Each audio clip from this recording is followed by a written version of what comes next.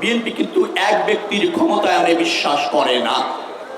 BNP জনগণের ক্ষমতায়নে বিশ্বাস করে। বিএনপি জনগণের কাছে দায়বদ্ধ থেকে রাজনীতি করতে চায়, রাষ্ট্র ব্যবস্থাপনা করতে চায়। বিএনপি জনগণের বাইরে একদিনও ক্ষমতায় থাকার মানসিকতা অতীতও রাখেনি, ভবিষ্যতও রাখতে চায় না। বাংলাদেশের একটি বড় সমস্যা, সেটি কি ছিল? গুম, খুন, আনঅথরাইজড কিলিং, জঙ্গিবাদ, সন্ত্রাসবাদ, উগ্রবাদ। আমরা বলেছি বাংলাদেশের সব ধর্ম মানুষ, সব জাতির মানুষ ঐক্যবদ্ধভাবে একটা, যেটাকে বলা হয় রংধনু নিশানের মতো, বাংলাদেশে কোনো জঙ্গিবাদ, সন্ত্রাসবাদ, উগ্রবাদের প্রশ্রয় হবে না, সেটা দমন করা হবে।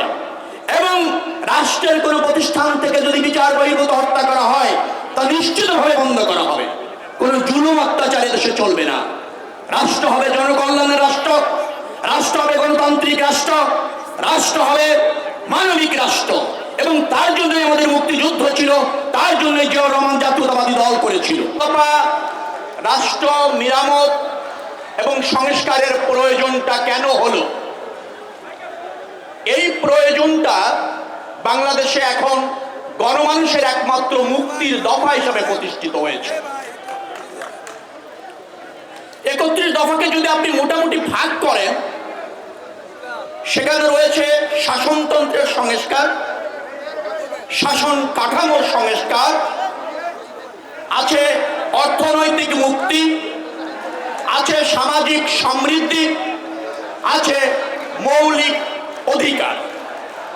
ইতিমধ্যে ডক্টর মাহাদি আমিন বেশ কিছু বিষয় আলোচনা করেছে, আমি সেটির আর রিপিটেশন চাচ্ছি না। আমাদের যে শাসনতন্ত্র অর্থাৎ সংবিধান, আপনারা জানেন তার কয়টি সংশোধন ইতিমধ্যে হয়েছে। 72-এর সংবিধানের ইতিমধ্যে 16টি সংশোধনী হয়েছে। কিছু বিএনপি করেছে, কিছু আওয়ামী লীগ করেছে, কিছু জাতীয় পার্টি করেছে।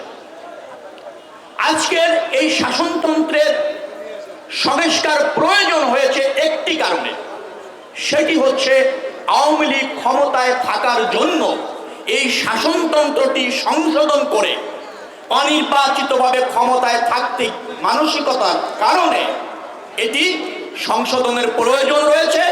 এই সংবিধান গুরুত্ব হারিয়েছে এবং তার মহত্ব হারিয়েছে। আওয়ামী লীগ 3টি সংশোধনের কথা আমি বলবো, যেটি করার ফলে আজকে আমাদের এই সংবিধান জনগণের কল্যাণে, জনগণ অধিকার রক্ষায় এবং রাষ্ট্র ব্যবস্থাপনায় কাজ করছে না। একটি হলো, আপনারা আগেই জানেন, 4র্থ সংশোধনী আওয়ামী লীগ করেছিল 1975 সালের 25 জানুয়ারি, একদলীয় শাসন প্রতিষ্ঠিত করবার জন্য। অর্থাৎ 75 সালে যে সংবিধান আওয়ামী লীগ 4র্থ সংশোধনীর মাধ্যমে সংস্কার করেছিল, সেটি ছিল দলের স্বার্থে, আওয়ামী লীগের স্বার্থে, দেশের স্বার্থে নয়, গণতন্ত্র হত্যার স্বার্থে। 5ম সংশোধনী করে বিএনপি বহুদলীয় গণতন্ত্র প্রতিষ্ঠিত করেছিল এবং সংবিধানকে জনকল্যাণে ব্যবহার করেছিল, জনকল্যাণের জন্য উত্তরণ ঘটিয়েছিল, দলীয় স্বার্থে নয়, জনগণের স্বার্থে 5ম সংশোধনী বিএনপি করেছিল, গণতন্ত্রের সাথে, ভোটাধিকারের সাথে। বিএনপি এবং আওয়ামী লীগের পার্থক্য বুঝলেন? আওয়ামী লীগ সংবিধানে ব্যবহার করে নিজের স্বার্থে, দলের স্বার্থে। বিএনপি সংবিধানকে ব্যবহার করতে চায় দেশের স্বার্থে, গণতন্ত্রের স্বার্থে। আওয়ামী লীগ, আপনারা জানেন, 5ম সংশোধনী করে তত্ত্বাবধায়ক সরকার বাতিল করে এদেশের গণতন্ত্রের কবর রচনা করেছিল।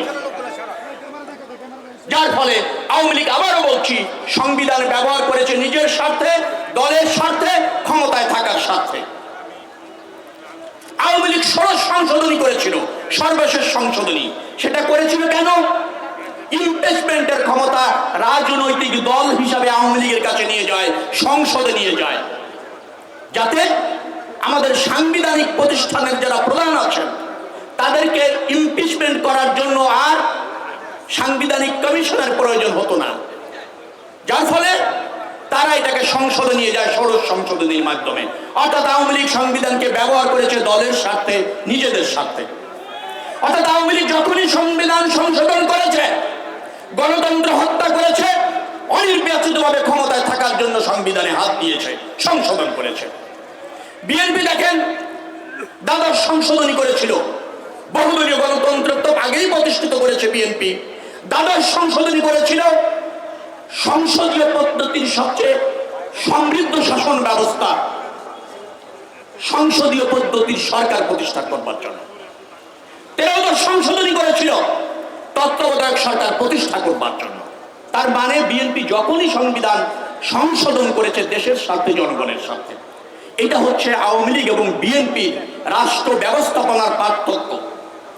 আওয়ামী লীগ যে কোনো মূল্যে ক্ষমতায় থাকতে চায়, বিএনপি জনগণকে ক্ষমতায়ন করতে চায়, জনগণের ক্ষমতা জনগণের কাছে ফিরে দিতে চায়। প্রিয় ভাইয়েরা আমার, এই যে সংবিধান, এই সংবিধানকে যদি জনগণের কল্যাণে, জনস্বার্থে, রাষ্ট্র ব্যবস্থাপনায় নিরপেক্ষভাবে ব্যবহার করতে হয়, তাই তার সংশোধনের প্রয়োজন দেখা দিয়েছে। যার ফলে আমাদের 31 দফার মধ্যে সংবিধান সংশোধনের বা আমাদের শাসনতন্ত্র সংশোধনের কথা গুরুত্বের সাথে বলা হয়েছে। আমরা কি বলেছি? আমরা যদি জনগণের ভোটে নির্বাচিত হয়ে ক্ষমতায় যাই, আমরা তত্ত্বাবধায়ক সরকার প্রতিষ্ঠিত করব। অর্থাৎ ভোটের স্বার্থে, গণতন্ত্রের স্বার্থে, স্বচ্ছ নির্বাচনের স্বার্থে নির্দলীয় সরকারের অধীনে নির্বাচন হবে। আমরা ক্ষমতায় যাওয়ার পর সেটা সংবিধানে প্রতিষ্ঠিত করব। ক্ষমতা ওই সরকারের কাছে হস্তান্তর করে ক্ষমতার বাইরে এসে নির্বাচন করব। একটি রাজনৈতিক দলের এর চেয়ে বড় মহত্ব, এর চেয়ে বড় উদারতা জাতির জন্য আর কি থাকতে পারে?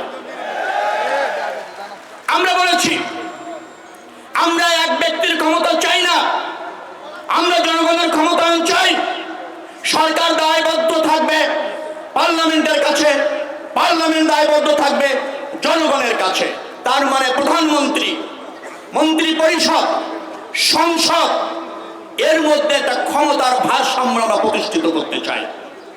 আমরা বলেছি সাংবিধানিক প্রতিষ্ঠানগুলি স্বতন্ত্র থাকবে, সংবিধিবদ্ধ প্রতিষ্ঠান স্বতন্ত্র থাকবে, তার নিয়োগ পদ্ধতি নিশ্চিত করবার জন্য সাংবিধানিক সংস্কার কমিশন করা হবে। আমরা বলেছি রাষ্ট্রের 3টি বিভাগ, শাসন বিভাগ, বিচার বিভাগ, আইন বিভাগ স্বতন্ত্র থাকবে। আমরা বলেছি শাসন বিভাগের অধীনে অন্য 2 বিভাগ থাকবে না। আমরা বলেছি এই 3টি বিভাগ স্বতন্ত্র থেকে জনকল্যাণ নিশ্চিত করবে, জনগণের অধিকার প্রতিষ্ঠিত করবে এবং মানুষের মৌলিক অধিকার পূরণে সক্রিয় থাকবে।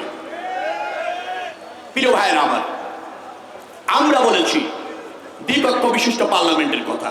শুধু রাজনীতিবিদরা তাদের মেধায় দেশ চললে কোনো কোনো সময় রাষ্ট্র ব্যবস্থাপনায় সংকট সৃষ্টি হয়, নিশ্চিত জবাবদিহিতা থাকে না।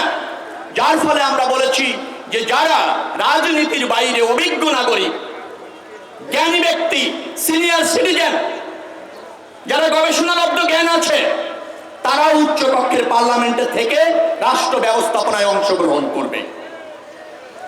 অর্থাৎ আপনারা যদি যান, এই সংবিধানকে জনগণের কল্যাণের সংবিধান বানানোর জন্য আমরা একটা যে সংস্কার প্রস্তাবগুলি দিয়েছি তা এই মুহূর্তে জনগণের দাবি এবং সেটাই দিয়ে জনগণের কল্যাণ নিশ্চিত করা যায়। আপনারা কি 70 অনুচ্ছেদের নাম শুনেছেন? 70 অনুচ্ছেদ আমাদের সংবিধানের একটা বিতর্কিত বলবো আমি অধ্যায়।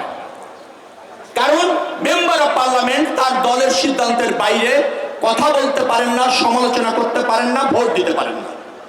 যার ফলে জনপ্রতিনিধিরা নির্বাচিত হয়ে সংসদে যাতে জনগণের স্বার্থে কথা বলতে পারে, সিদ্ধান্ত নিতে পারে, এই জন্য 70 অনুচ্ছেদ থাকবে কি থাকবে না তার পুনর্বিবেচনার সিদ্ধান্ত আমরা নিয়েছি। প্রিয় ভাইয়েরা, আপনাদের একটা কথা বলি, আপনারা কি ন্যায়পালের নাম শুনেছেন? ন্যায়পাল এক সময় আমাদের সংবিধানে ন্যায়পাল ছিল, আওয়ামী লীগ সেটা তুলে দিয়েছে। ন্যায়পাল কি কাজ করবে? রাষ্ট্রের কোনো বিভাগ বা প্রতিষ্ঠান কোনো জনগণের উপর যদি জুলুম করে, অবিচার করে, আপনি ন্যায়পালের কাছে গিয়ে বিচার চাইতে পারবেন, ন্যায্যতা চাইতে পারবেন, পরিত্রাণ চাইতে পারবেন। সেই জন্য আমরা বলেছি সংবিধানে পুনরায় ন্যায়পাল প্রতিষ্ঠিত করা হবে।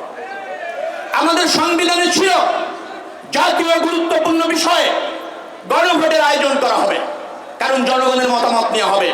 শুধু জনপ্রতিনিধি এককভাবে জাতীয় গুরুত্বপূর্ণ বিষয় সিদ্ধান্ত নিতে পারবে না। সেই লক্ষ্যে আমরা কি বলেছি, পঞ্চদশ সংশোধিত আওয়ামী লীগ এই গণভোটের ব্যবস্থা বাতিল করেছিল, আমরা সেটা পুনরায় প্রতিষ্ঠিত করব। অর্থাৎ আমরা বাংলাদেশে একটি আধুনিক রাষ্ট্র ব্যবস্থাপনার প্রতিকৃতি হিসাবে জনকল্যাণের একটা সংবিধান প্রতিষ্ঠা করবার জন্য জাতির কাছে অঙ্গীকার করেছে। প্রিয় ভাইয়েরা আমার, মাহদী আমিন বলেছেন যে এক ব্যক্তি পরপর দুইবারের বেশি ক্ষমতায় আসবে না বা থাকবে না, সেটা বিএনপি অঙ্গীকার করেছে। কারণ বিএনপি কিন্তু এক ব্যক্তির ক্ষমতায়নে বিশ্বাস করে না। বিএনপি জনগণের ক্ষমতায়নে বিশ্বাস করে। বিএনপি জনগণের কাছে দায়বদ্ধ থেকে রাজনীতি করতে চায়, রাষ্ট্র ব্যবস্থাপনা করতে চায়। বিএনপি জনগণের বাইরে একদিনও ক্ষমতায় থাকার মানসিকতা অতীতও রাখেনি, ভবিষ্যতও রাখতে চায় না। অতএব এই যে সাংবিধানিক প্রতিষ্ঠান এবং সাংবিধানিক কাঠামোর যে সংস্কারের কথা বলেছি, সেটি আপনারা জানবেন, বুঝবেন এবং জনগণের কাছে উপস্থাপন করবেন। বাংলাদেশের একটি বড় সমস্যা, সেটি কি ছিল? গুম, খুন, আনঅথরাইজড কিলিং, জঙ্গিবাদ, সন্ত্রাসবাদ, উগ্রবাদ। আমরা বলেছি বাংলাদেশের সব ধর্ম মানুষ, সব জাতির মানুষ ঐক্যবদ্ধভাবে একটা, যেটাকে বলা হয় রংধনু নিশানের মতো, রেইনবো নিশানের মতো আমরা বসবাস করতে চাই। বাংলাদেশে কোনো জঙ্গিবাদ, সন্ত্রাসবাদ, উগ্রবাদের প্রশ্রয় হবে না, সেটা দমন করা হবে।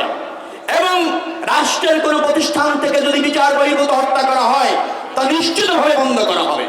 কোনো জুলুম অত্যাচার দেশে চলবে না।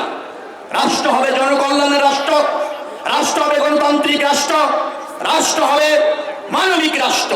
এবং তার জন্যই আমাদের মুক্তিযুদ্ধ ছিল, তার জন্যই জিয়াউর রহমান জাতীয়তাবাদী দল করেছিল।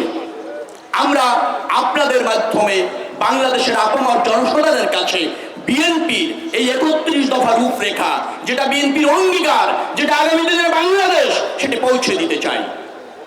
আপনারা এটা জানবেন, আপনারা এটা পড়বেন, আপনারা এটা নিয়ে গবেষণা করবেন, আরো বিস্তৃত জানবেন, জনগণের কাছে যাবেন। প্রতিদিন অন্তত 2 থেকে 5 জন লোকের কাছে আমাদের 31 দফার মহত্ব, গুরুত্ব তুলে ধরবেন। সেটি হলেই আমাদের এই আয়োজন সার্থক হবে। এই আয়োজন বাংলাদেশ জাতীয়তাবাদী দলের আয়োজন, এই আয়োজন জননেতা জনাব তারেক রহমানের আয়োজন। জননেতা জনাব তারেক রহমানের জাতির জন্য পথ প্রদর্শক হিসাবে এই 31 দফা, সেটা আপনারা জনগণের কাছে তুলে ধরলেই এই জাতি উপকৃত হবে, দল উপকৃত হবে, বাংলাদেশের জনকল্যাণের রাষ্ট্র প্রতিষ্ঠিত হবে। আপনারা এই কাজে ব্রত থাকবেন, এই আহ্বান জানিয়ে, সবাইকে ধন্যবাদ জানিয়ে, আপনাদের ব্যক্তি জীবন, পারিবারিক জীবন সমৃদ্ধ হোক। আগামী দিনের যে রাজনীতি, সংবেদনশীল সময়, সবাই সজাগ থাকবেন, সচেষ্ট থাকবেন, এই প্রত্যাশা ব্যক্ত করে শেষ করছি। বাংলাদেশ জিন্দাবাদ।